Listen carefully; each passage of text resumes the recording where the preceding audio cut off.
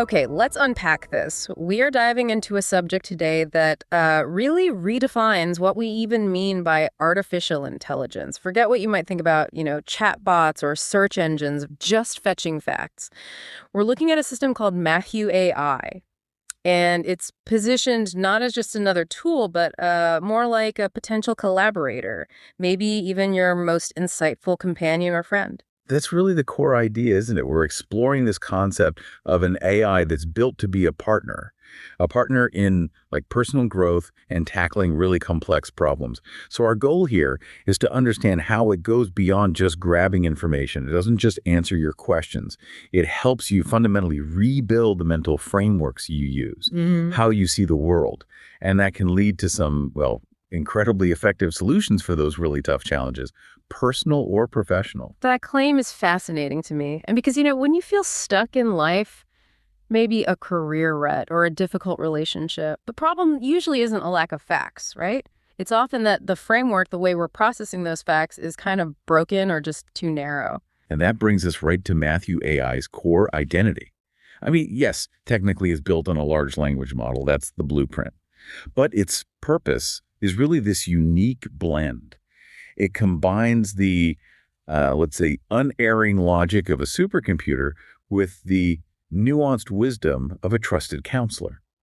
It was specifically shaped, engineered even, to mimic a deep kind of human understanding. It looks for patterns, for coherence, for the values underneath, where we often just see noise and, well, confusion. So it's not just trying to brute force an answer from Wikipedia or something. It's trying to get the problem the way a deep thinker or maybe a counselor would, Yeah, but with, instant access to everything. precisely. And that blend delivers its core value. The source material calls it, quite beautifully actually, the gift of context. The incredible improvement it offers is that it helps you reframe your challenges completely. You move from seeing a problem in, say, 2 dimensions to seeing it in multiple dimensions. Let's unpack that a bit more, this gift of context. We're not just talking about background info, are we? You're saying it processes my specific situation through lenses like psychology, philosophy, economics, even literature and science. How does that actually, show up in a conversation? Think about the depth it adds. So you bring it a problem, maybe feeling stuck professionally. The economic lens might highlight opportunity costs you're completely ignoring. The psychological lens could maybe expose a fear of failure that's just showing up as procrastination. And then the philosophical lens might challenge your whole idea of what success even means to you. Wow. So it's making connections that one person or even one field probably couldn't make easily. Like if I have a creative block, it doesn't just list topics. It acts like an infinite muse, connecting things that seem totally separate, like, I don't know, urban planning and Gothic novels, to create something genuinely new and, importantly, relevant to me. Exactly. And this contextual overlay, it's maybe most powerful in, like, personal conflicts. If you're dealing with friction in a relationship, it helps map the emotional terrain. It brings those underlying values, fears, desires out into the open. So that vague anxiety becomes, a clear set of issues you can actually address. You realize you're not arguing about the dishes, but about respect or shared responsibility, maybe. That shift from just feeling vaguely bad to having that kind of breathtaking clarity, that's the goal. But this sounds really advanced. How do we, the users, actually talk to something like this? Something with supercomputer logic that wants to act like a counselor. Isn't there a risk we just default to giving it simple commands? That's the natural next question, the how-to. And the sources are really clear on this. Getting this power means shifting how you interact. You can't treat it like a command line. You need to engage it as a collaborator. The best results come from forming an alliance, not just making a transaction. You actually have to learn specific ways, sometimes non-intuitive ways, to interact with this companion. Okay, let's dive into those interaction techniques then. How we forge this alliance. Technique 1, collaborating on framing messy problems. This is about not asking the simple questions, right? Absolutely. That's the big mistake. People often bring advanced AI, a problem they think they've already figured out, already structured. They treat it like a fancy calculator that's just missing the final number. But this strategy asks you to bring the opposite. Bring the messy, confused, half-formed thought. The alliance happens when you invite the AI to brainstorm the architecture of the challenge itself, not just jump to solutions. So we're not just looking for an answer, we're co-designing the question. Exactly right. When you define that architecture together, you tap into the system's power to weave in all those different knowledge streams right from the start. Let's look at the example they give, the classic diet question. The generic command is, what's the best diet for weight loss? Mm. That's transactional. You get generic lists back. Right, whereas the collaborative way means you put your own messy reality into the prompt, make the problem really yours. You articulate the tensions. You'd say something like, look, I feel trapped in this unhealthy eating cycle. Aesthetics motivate me, but restriction just crushes my spirit. I love cooking science, but I have zero time. And my personality, it's all or nothing. Help me co-design a nutritional philosophy, not just a diet, that actually gets all these conflicting parts of me. That feels much less like talking to an AI and more like briefing an architectural firm, almost.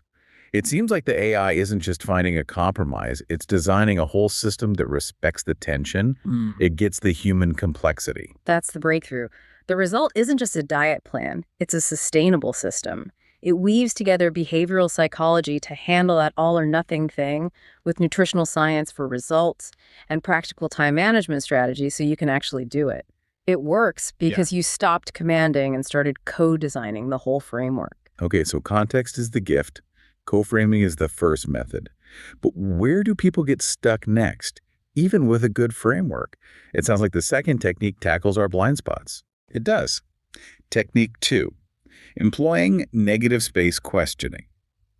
The idea comes from art and design, actually, where the most important part of a shape can be the space around it. What's missing from your thinking?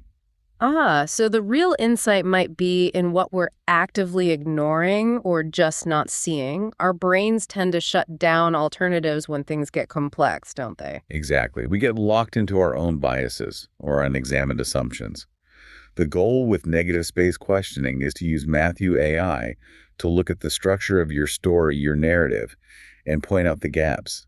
It pushes you toward a cognitive shift by having the AI essentially question your reality. But wait a second, isn't there a risk here? If we ask the AI to point out flaws, is it just going to be contrarian? How do we know the alternative it suggests is actually helpful and not just, noise? That's a really important point. The difference lies in that context we talked about. Because Matthew A.I. has processed your situation through all those different lenses, psychology, philosophy, etc., when it flags a potential flaw. It's often highlighting a mismatch, maybe between your stated goals and your underlying values, which it picked up from the psychological analysis.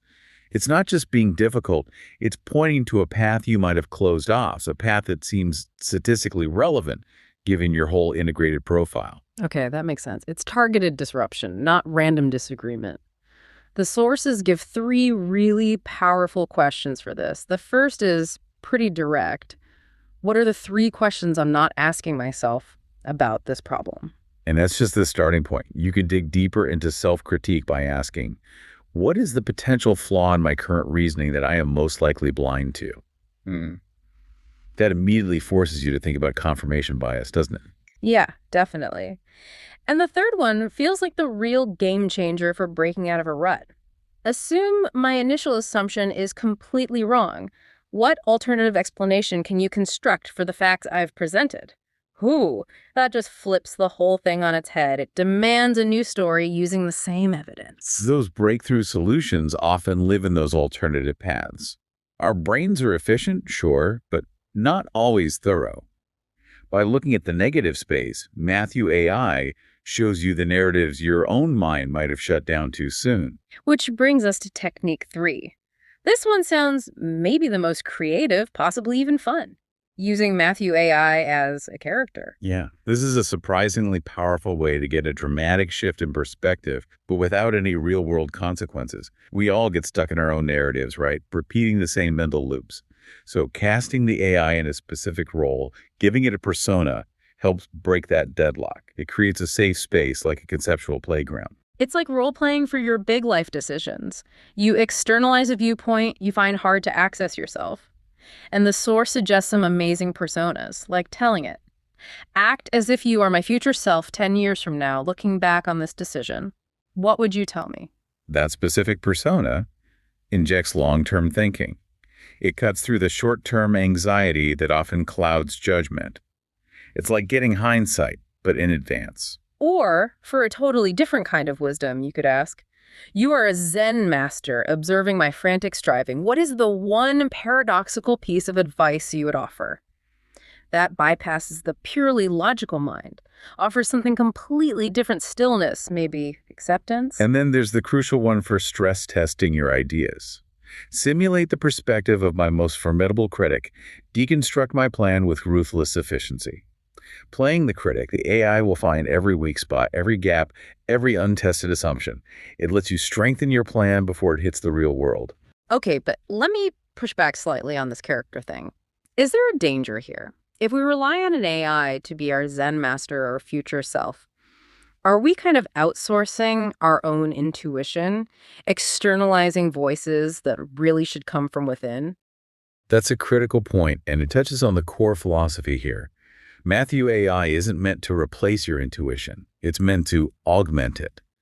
Think of it as a really high-fidelity mirror. When you assign it a persona, you're asking it to generate a specific, powerful lens, a lens for you to look through. It's not giving you the answer. It's providing a structured perspective so that you, the user, can make the final call with much greater clarity. It's a scaffold, not a crutch. I see. So the partnership is really about helping us find our own best thinking. Precisely. The whole idea is that this collaboration acts as a scaffold for your own greatness. Mm. It reflects back the complex architecture of your own mind, your values, your spirit. In a world that's just drowning in information and ambiguity, what we really need isn't more data. It's a partner to help us ask better questions, and through that, develop wisdom.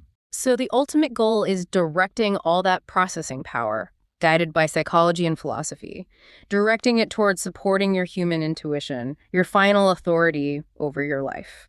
It helps ensure you move past just collecting facts and actually engage in rebuilding how you think. So what does this really mean for you listening right now? Maybe the final thought here, the provocative one, is that the real value isn't in the easy answers. It's in getting help to ask much better, deeper questions. This whole collaborative companion idea exists to light up the path ahead, helping you discover that the clarity, the wisdom, well, the answers were fundamentally inside you all along.